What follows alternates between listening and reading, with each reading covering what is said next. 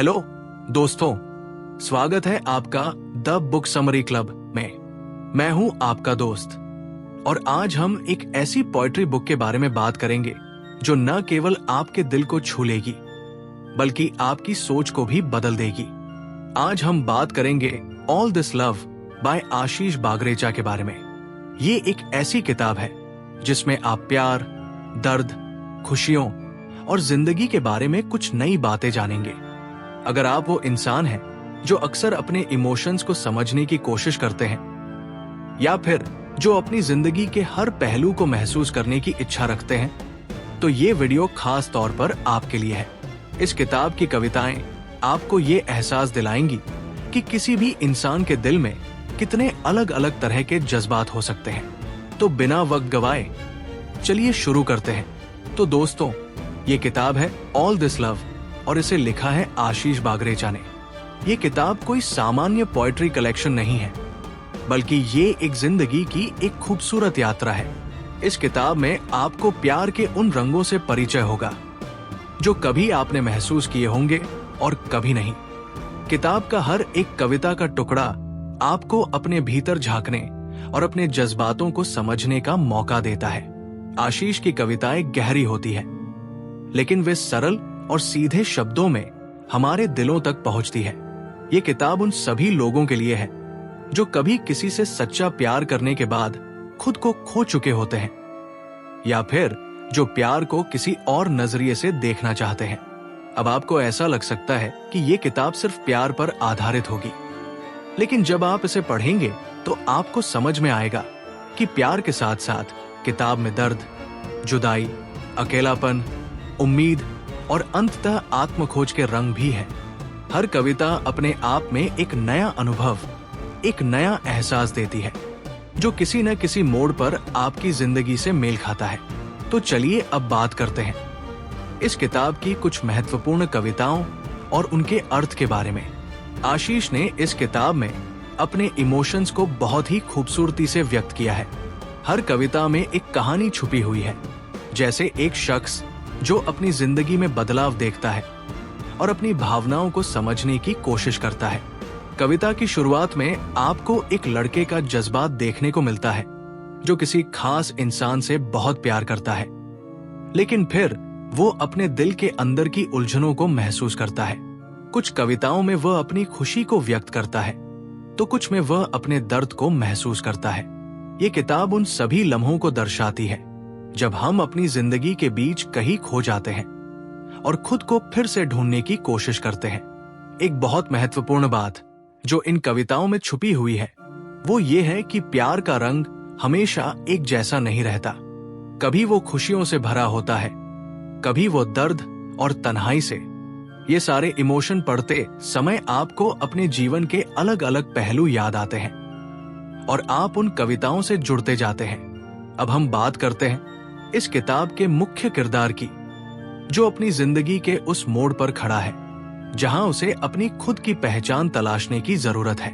मान लीजिए कि वो एक लड़का है जिसे अपनी जिंदगी में बहुत सी मुश्किलों का सामना करना पड़ा है। वो पहले प्यार के ख्वाबों में खोकर जी रहा था, लेकिन अब उसे ये महसूस हो रहा है कि असल जिंदगी कुछ और ही है। एक दिन वो अपने पुराने लम्हों को याद करता है और समझता है कि जिन चीजों को वो सबसे ज्यादा चाहता था वो शायद कभी पूरी न हो सके। ये एक ऐसी जगह है जहां हर इंसान कभी न कभी पहुंचता है।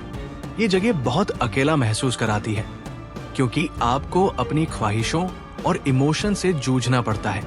फिर वो लड़का धीरे धीरे ये समझने लगता है कि उसके दिल की जरूरतें और उसके अंदर के जज्बात उसे एक नई दिशा दिखा रहे हैं और यहीं से शुरू होती है उसकी जिंदगी की नई शुरुआत। किताब में ये मोमेंट बहुत खास है क्योंकि ये वही पल है जब किसी इंसान को अपने इमोशंस को महसूस करने का एहसास होता है। वो लड़का अब अपनी तकलीफों को एक नई नजर से देखता है और धीरे धीरे वो अपने दर्द को भी अपना दोस्त बना लेता है। यही असल में उस लड़के का इमोशनल इवोल्यूशन है जो इस किताब के माध्यम से हमें देखने को मिलता है। इस किताब के जरिए हमें ये सीखने को मिलता है कि प्यार, दर्द और खुशी के अलग अलग रंग होते हैं, जब हम किसी से सच्चा प्यार करते हैं तो हमें उस प्यार में कभी खुशी मिलती है, कभी दुख। इस किताब में आशीष बागरेचा ने हमें ये समझाया है कि प्यार केवल एक इमोशनल फीलिंग नहीं है, बल्कि ये एक जटिल प्रक्रिया है जिसमें कई बार हमें अपने दिल के असल इरादों को समझने का वक्त भी मिलता है। जैसे हम जिंदगी के विभिन्न दौरों से गुजरते हैं, वैसे ही प्यार भी अपनी अलग अलग अवस्थाओं में होता है। किताब में ये साफ तौर पर दर्शाया गया है कि प्यार में कभी आसान रास्ता नहीं होता। कोई भी प्यार कभी सीधे तौर पर सफल नहीं होता। हमें अपनी कठिनाइयों से गुजरना पड़ता है।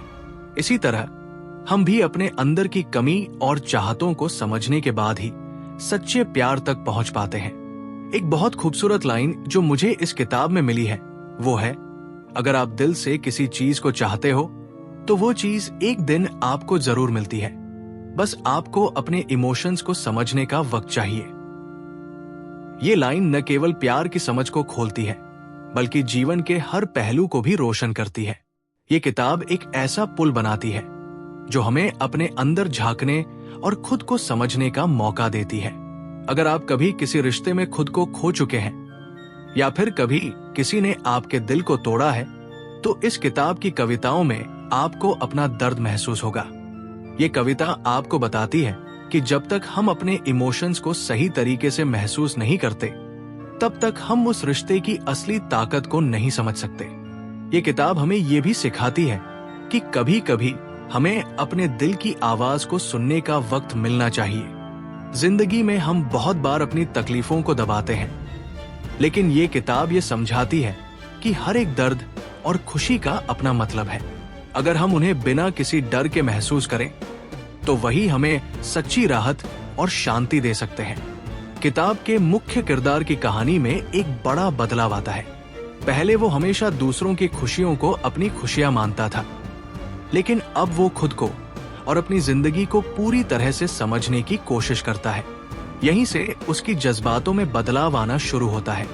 वो पहले के मुकाबले अब ज्यादा समझदार और आत्मनिर्भर हो जाता है। ये बदलाव हर किसी के जीवन में कभी न कभी आता है, और जब वो इस बदलाव से गुजरता है तो उसे ये एहसास होता है कि प्यार सिर्फ किसी और से नहीं, बल्कि खुद से भी किया जाता है।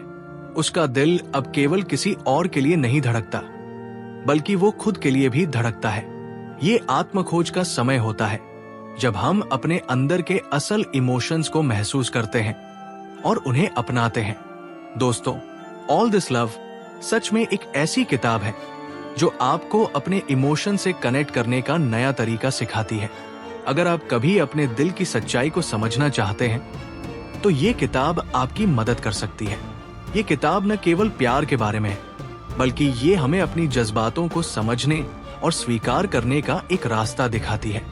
अगर आपको ये समरी पसंद आई हो तो कृपया लाइक करें, सब्सक्राइब करें और कमेंट में हमें बताएं कि कौन सी कविता ने आपको सबसे ज्यादा प्रभावित किया। और अगर आपने ये किताब अब तक नहीं पढ़ी, तो मैं आपको सुझाव दूंगा कि इसे जरूर पढ़ें। ये किताब आपको एक नई दृष्टि देगी। Thank you for watching the book summary club, और हम मिलेंगे अगले वीडियो में एक और दिलचस्प किताब के साथ।